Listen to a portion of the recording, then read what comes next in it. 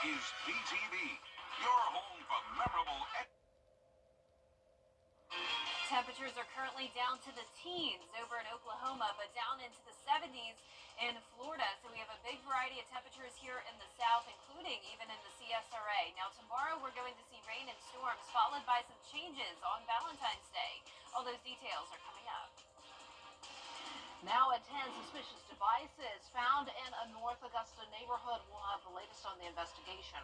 And the local fine arts school celebrating Black History Month will take you to the event as your news at 10 starts now. Live from Television Park, this is WJBF News Channel 6 at 10 on BTV. Good evening, everyone. I'm Dee Griffin. Thanks so much for joining us. Coverage you can count on begins with an investigation underway in North Augusta over a suspicious device found in a neighborhood. North Augusta Public Safety, Richmond County Bomb Team, and the ATF went to a home on Skyview Drive after a neighbor saw a suspicious device in a window on the back of a house.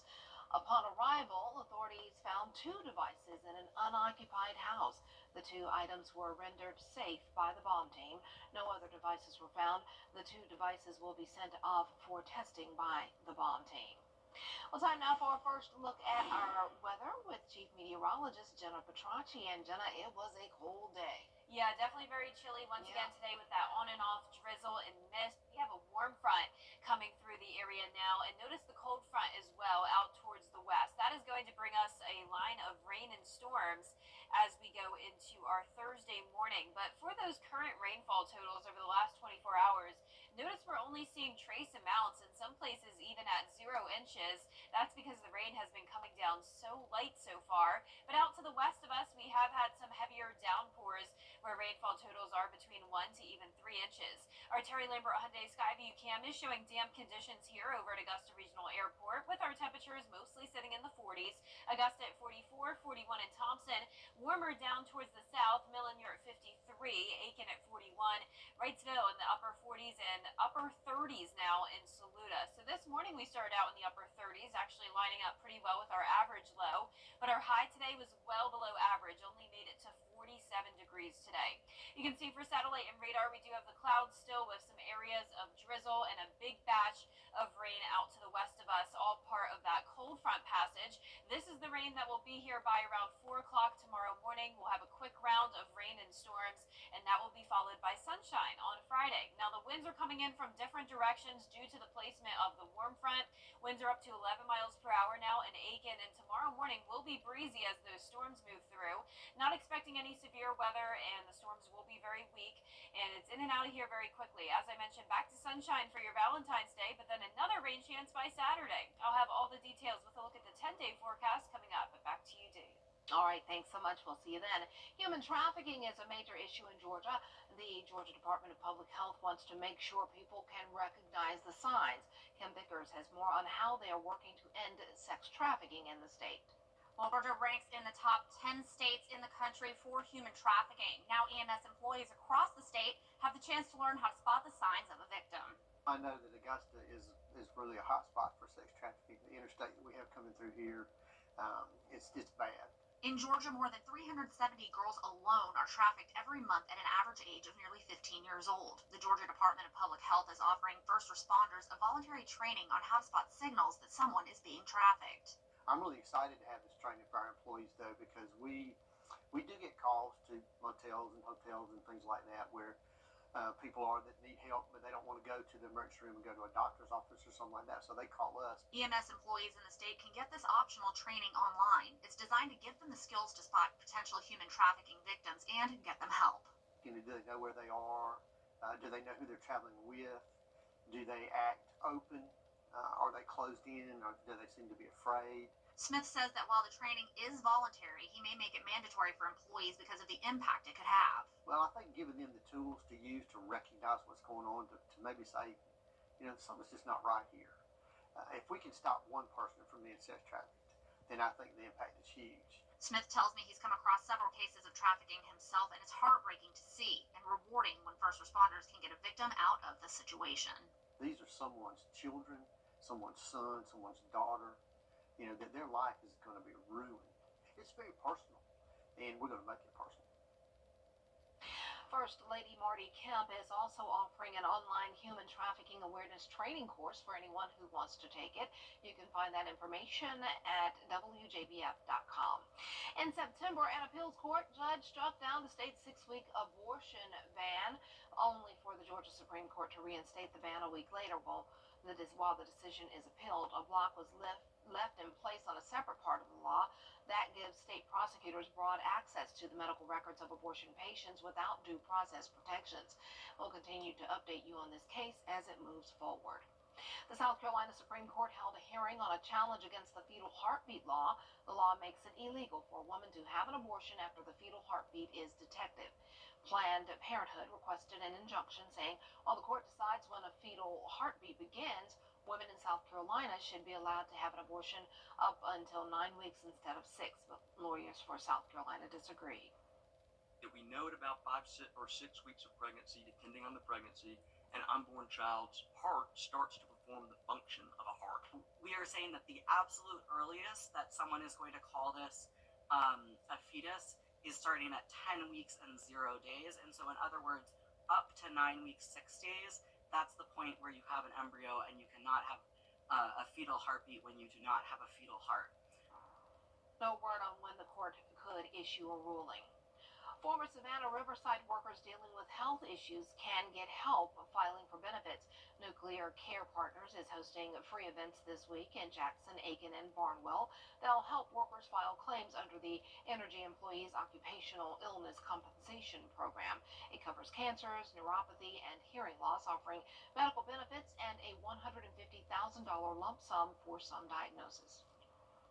Most people, when they leave the site, don't know that they can get a free physical every 3 years, that the Department of Energy will pay for. And so there's so many people that have went through these screening programs and found out that they had some kind of cancer of some type, and they caught it early enough to get it taken care of.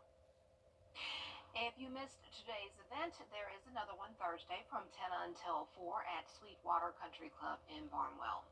You have a chance to support a great cause and win a new truck. And WJBF and the Murphy Auto Group are teaming up with the Rotary Club of Augusta and Dr. Mac Bowman Horizon Foundation to raffle off a 2024 Dodge Ram 1500 Bighorn. The raffle tickets are $100 and proceeds will go to Gap Ministries, which is an organization that provides a one-stop location for essential services. 100 tickets are still available for the raffle. We have information on how to enter. Just go to WJBF.com. Well, coming up, the long road to recovery, what Augusta leaders are looking to bring to oversee the cleanup and the payback from Hurricane Helene. We'll have the story after Jenna's forecast. Chilly with drizzle tonight, but as we get to around 3 o'clock to 4 o'clock tomorrow morning, we'll see this line of rain and storms moving in. That'll be followed by cloud cover the rest of Thursday, more mild temperatures, and then a sunny and cool Valentine's Day as we dry out. I'll have your full Viper 6 forecast after this break.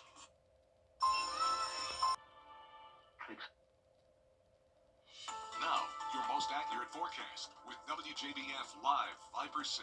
Welcome back. Very easy to spot the warm front tonight. You can see temperatures are in the 60s just to the south of the CSRA. So Emmanuel County is pretty much the cutoff here with the cold air versus the warm air, and it is still 60s along the coast and even 75 down in Valdosta. Hard to picture considering it's so chilly here in town. And in the upstate, 38 degrees in Greenville. Now, as for our current temperatures here in the CSRA, we still have a decent spread from 39 in McCormick to 50 in Swainsboro. 54 in Sylvania is our warmest spot, but most of us are feeling pretty chilly as that warm front slowly but surely lifts to the north of us. We have this big batch of rain and storms in between the warm and cold front, and this system has been producing some pretty strong storms today. You can see those flashing polygons here, but that faded away, so the storms are weakening, and this system will continue to weaken as it makes its way to our area tomorrow morning. It is damp outside with mist and drizzle. This is our Terry Lambert Hyundai Skyview cam looking at Augusta Regional Airport. Winds are light at the moment, dense cloud cover and poor visibility down to 2 miles. And notice we are picking up on some fog there in our far southeastern counties.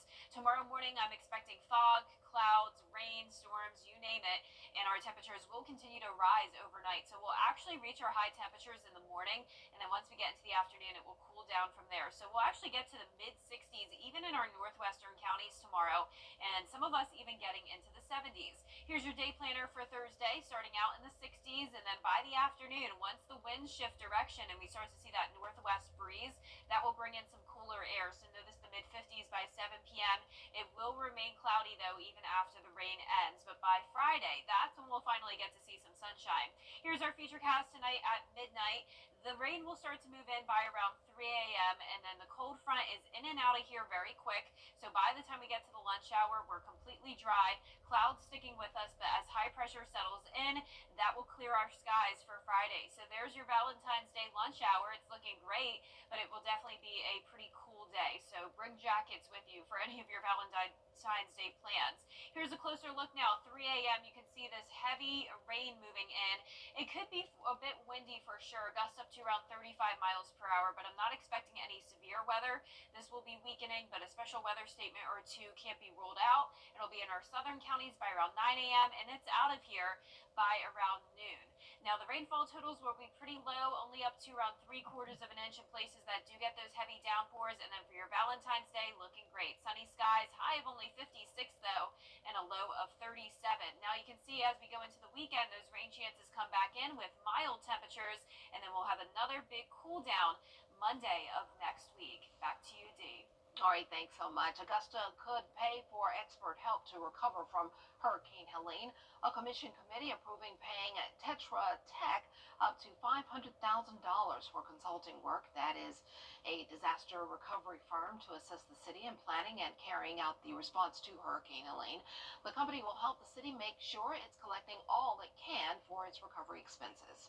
We want to make sure that we don't miss anything in any way of getting our money back for Augusta.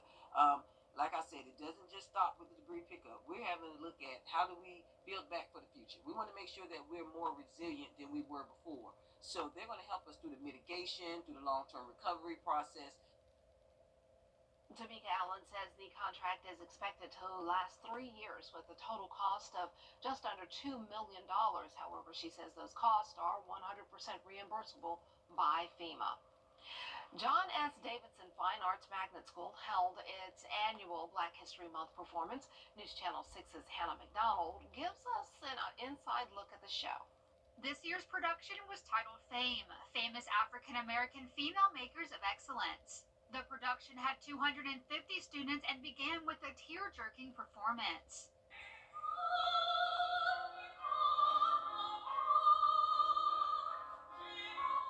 Renee Toole, Fine Arts Program Coordinator, says they wanted the show to not only be educational but entertaining as well. Really feel strongly that African American history is our history as well. And it's just not for February, it's all year long. So we're really proud of every time we do it. Students of all backgrounds, races, and socioeconomic levels were in the show, reflecting the school's diversity. Toole describes it as magic and says students understand the significance of the performance they are putting on for friends and family. They all appreciate it. And also our kids who are not African American have an appreciation for it because they love to be in this show. It's an honor to be in this show and not a privilege. While the show has been around for decades, many alumni show their support by bringing their loved ones. Toole says it's wonderful to be able to see former students with their children and grandchildren. They really look forward to it, just to be able to come back home and to see that this is still a legacy that's going on. Many looked forward to the African dance and ethnic drum ensembles, earning the students a standing ovation.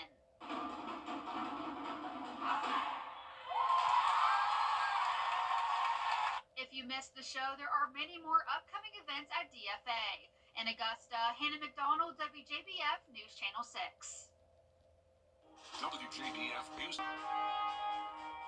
At WJBF's Television Park Productions, our mission is to provide local businesses with top quality video and digital content at an affordable price. With decades of experience, our award-winning creative team will guide you step by step through the creative process, resulting in a successful marketing message for your brand. Over the years, we've helped hundreds of local businesses expand their voice, visit WJBF.com/create to find out how we can do the same for you. Now, WJBF sports coverage you can count on. All of the region tournament basketball action happening in Evans tonight, where the Lakeside girls hosted Glen Academy. The Greenbrier boys welcomed Statesboro, trying to punch their ticket to the state tournament. Let's take you to Lakeside first. Lady Panthers without guard Elise Grable, but they do have junior Kobe Barnes. She gets the block shot, then it cleans the glass here, sets up Emma Hughes, who knocks it down just inside the three-point line. Lakeside trails 7-4 early. Then Glen Academy's Janiah Spalding takes her defender off the dribble and to the hoop for the score. Lakeside's Naomi Bailey answers, though, with the corner three. Glen Academy up only by 7 at the end of the third quarter, but too much good guard play by Glen in the fourth. They pull away to win at 52-34, ending Lakeside's season at 10-11. Over to Greenbrier, the boys battle Statesboro in the region tournament. Pick things up in the fourth. Greenbrier up by 2, and Statesboro's Martavian Brown skips a pass to the corner. The Devils knocked down a 3 to go up by 1. But then on this play, Greenbrier's Jackson McDonald starts his drive to the hoop, gets fouled.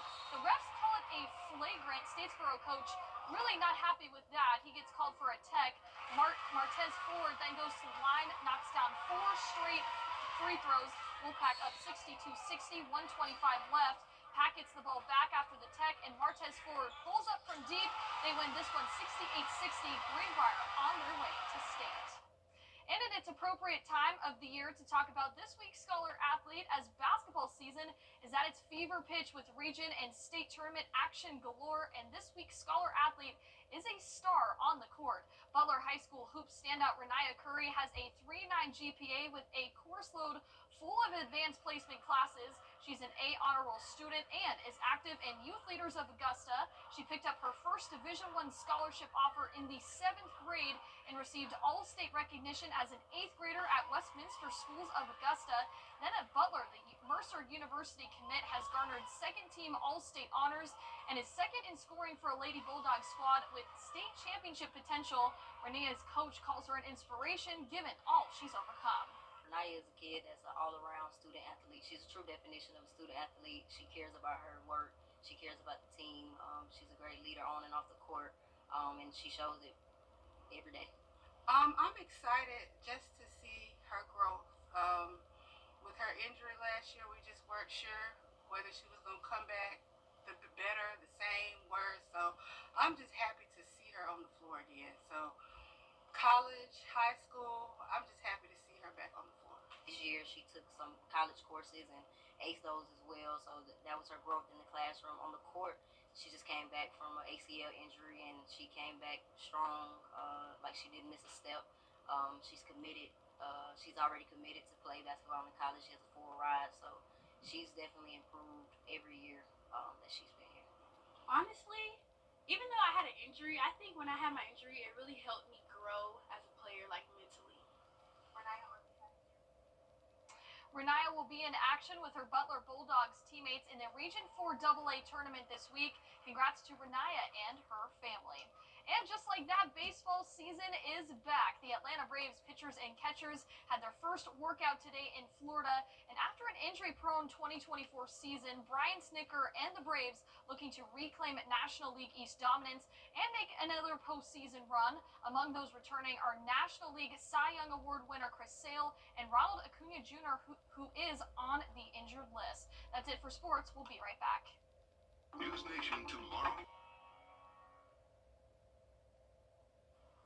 And last but not least, Valentine's Day is right around the corner. A couple days. Yeah, it's hard to believe. And a South Carolina woman is creating a special event for ladies and girls inland. Jackie LaBreesley has more on the Galentine's event. Owner of Hutch and High, Kelly Shirley, says her idea behind this event is to empower all women. She says the theme is "You're the Cherry on Top." I thought, well, what better way to celebrate women than to have a Galentine's? There's a lot of single girls and married girls out there, but I'm a single girl. So I thought, let's have a fun time with friends and get together. Shirley says this event will mark her first annual Galentine's pop-up and will be open to women of all ages. We're doing an inspirational tree where you write your little inspirational something about yourself that you like about yourself, and we're going to tie those onto the tree. Shirley says everyone who chooses to come will not only be greeted with a mocktail, but will learn how to make their own specialty drinks at one of the stations. The candle station, you get, you can either paint little hearts on it or XOs, or we have pressed flowers that you can imprint on the pillar candles, which is really kind of cool, or these little wax bows you can put on them. Shirley says because she's in the event business, all her decorations were made possible from area vendors. Like this is from HB Marquise. I have Oh Darling Details. She does cute cocktail stirs and drink charms and bar menus, all acrylic stuff. We have Haute Petals coming. Valentine's Day weather, it's going to be chilly, but at least it will be sunny. We're going to see the rain and storms tomorrow morning. That will be followed by the cool down going into Friday. Highs in the upper 60s tomorrow morning, then it cools down from there. 56 on Valentine's Day, lows back in the 30s. Rain this weekend, and then sub-freezing temperatures next Monday morning for President's Day. Another sunny day there, and then rain chances will return in the middle of next week.